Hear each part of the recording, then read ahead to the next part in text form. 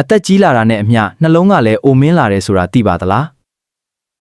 နှလုံးနဲ့သွေးကြောတွေပိုမဆိုးသွားအောင်ကာကွယ်နိုင်ပါတယ်နိအသက်65နှစ်ကျော်လာတဲ့သူတွေမှာနှလုံးနဲ့သွေးကြောယောဂါတွေကြောင့်သေဆုံးမှုနှုန်းဟာအလွန်မြင့်မားလာပါတယ်ဒါပေမဲ့စိတ်မပူပါနဲ့နှလုံးကလည်းကိုတားလို့မရပေမဲ့နှလုံးနဲ့သွေးကြောတွေပိုမဆိုးသွားအောင်တော့ကာကွယ်နိုင်ပါတယ်ကျော်လာတဲ့သူတွေမှာနှလုံးနဲ့သွေးကြောယောဂါတွေကြောင့်သေဆုံးမှုနှုန်းဟာအလွန်မြင့်မားလာပါတယ်ဒီဗီဒီယိုမှာတော့အသက်ကြီးလာတဲ့အခါနှလုံးနဲ့သွေးကြောတွေဘလို့ပြောင်းလဲလာတယ်လဲဘလို့ယောဂါတွေဖြစ်တတ်တယ်လဲဘလို့ကာကွယ်ရမလဲဆိုတာကိုပြောပြပေးတော့မှာဖြစ်ပါတယ်နှလုံးခုန်နှုန်းနှေးလာခြင်းအသက်ကြီးလာတဲ့အခါနှလုံးခုန်စီးချက်ကိုထိန်းချုပ်ပေးတဲ့ဆဲတွေညော့နေလာပါတယ်ဒါကြောင့်နှလုံးခုန်နှုန်းဟာအရင်လိုမမြန်တော့ပဲတဖြည်းဖြည်းနှေးလာနိုင်ပါတယ်နှလုံးကြွတာထူလာခြင်းအထူးသဖြင့်နှလုံးရဲ့ဘဲဘက်သွေးလုခါဟာတကိုယ်လုံးကိုသွေးပုတ်ပေးရတာဖြစ်လို့တစ်သက်လုံးအလုံးလုံးမရပါတယ်ဒီလိုအလုံးများလာတာကြောင့်အသက်ကြီးလာတဲ့အခါနှလုံးကြွတာပိုထူလာပြီးသွေးလက်ခံနိုင်စွမ်းရောကျလာနိုင်ပါတယ်နှလုံးစည်းချက်ပြောင်းလဲလာခြင်းအသက်ကြီးလာတဲ့အခါလက်ထပ်ပုံစံတွေတောင်ပြောင်းလဲလာနိုင်ပါတယ်ဒါကြောင့်နှလုံးတုန်ခြင်းနှလုံးခုန်မမှန်ခြင်းတွေဖြစ်နိုင်ပြီး atrial fibrillation လိုယောဂမျိုးတွေပိုတွေ့ရတတ်ပါတယ်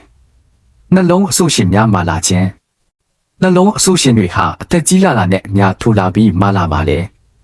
ဒီလိုပြောင်းလဲမှုတွေကြောင့်နှလုံးခုန်တန်ပြောင်းလဲလာနိုင်ပြီးအဆုတ်ရှင်ခြင်းတဲ့ပြဿနာတွေလည်းဖြစ်လာနိုင်ပါတယ်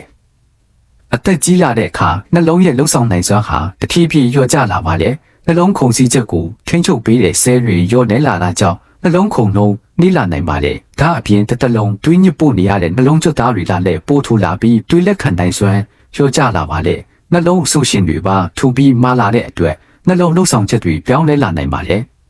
သွေးကြောတွေမှာလည်းအလားတူပြောင်းလဲမှုတွေဖြစ်လာပါတယ်အသက်ကြီးလာတာနဲ့အမျှသွေးကြောနံရံတွေပိုထူလာပြီးပိုမာလာပါဒါကြောင့်နှလုံးကသွေးညစ်ပို့ဖို့ပိုအားစိုက်ရပြီးသွေးပေါင်ချိန်တက်လာနိုင်ပါတယ်တချို့လူကြီးတွေထိုင်ထားလုပ်တဲ့အခါခေါင်းမူတာမျက်စိမိုက်တာတွေဖြစ်တတ်တာဟာလည်းသွေးပေါင်ချိန်ကိုထိန်းညှိပေးတဲ့စနစ်တွေအားနည်းလာလို့ဖြစ်ပါလေဒီလိုပြောင်းလဲမှုတွေကြောင့်အသက်ကြီးသူတွေမှာနှလုံးသွေးကြောချင်းယောဂသွေးတိုးယောဂနှလုံးခုန်မမှန်ယောဂနှလုံးမြင့်အားကျယောဂနဲ့လေးဖြတ်ယောဂတွေကိုမှုဖြစ်ပွားနိုင်ပါလေ